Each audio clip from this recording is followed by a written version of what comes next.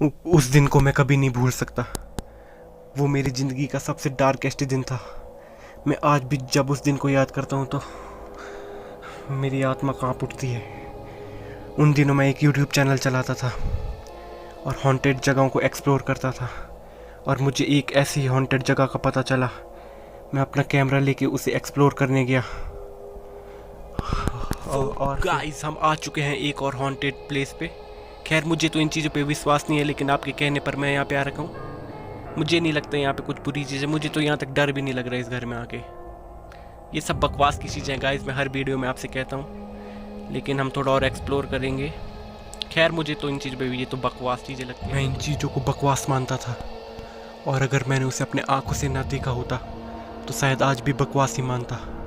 लेकिन तो यार गाइस मैं पिछले आधे घंटे से खोज रहा हूँ, लेकिन मेरे को तो कुछ नहीं मिल रहा, कोई नहीं मिल रहा। तो इस तरफ देखते हैं। ओह माय गॉड, ये कौन है? ओह शिट यार, फिर ये कौन है? शिट शिट, जल्दी जल्दी जल्दी जल्दी, अबे खुल जा जल्दी खुल, अबे यार वो आ जाएगी, अबे जल्दी खुल यार। Oh shit shit shit shit shit shit, अबे जल्दी।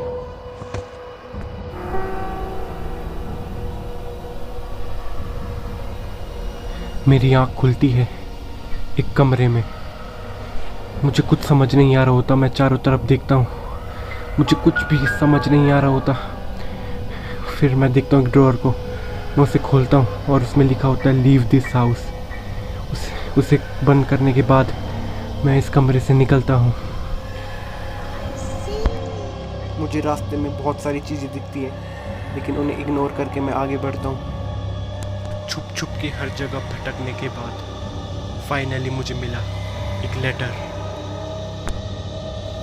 उस लेटर में लिखा हुआ था, मैंने ग्रैनी के घर में 5 दिन बिताए। ग्रैनी बार बार मुझे पकड़ लेती, मुझे मारती और मुझे एक कमरे में छोड़ देती।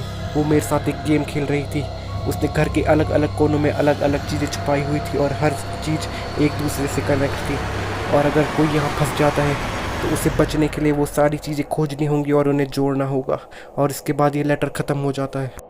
जो जो लेटर में लिखा होता है मैं वैसा ही करता हूँ, लेकिन फिर मुझे एक किताब मिलती है, और जैसे मैं उस किताब को खोलता हूँ तो मुझे पता चलता है वो किताब है ग्रैनी की ओरिजिन।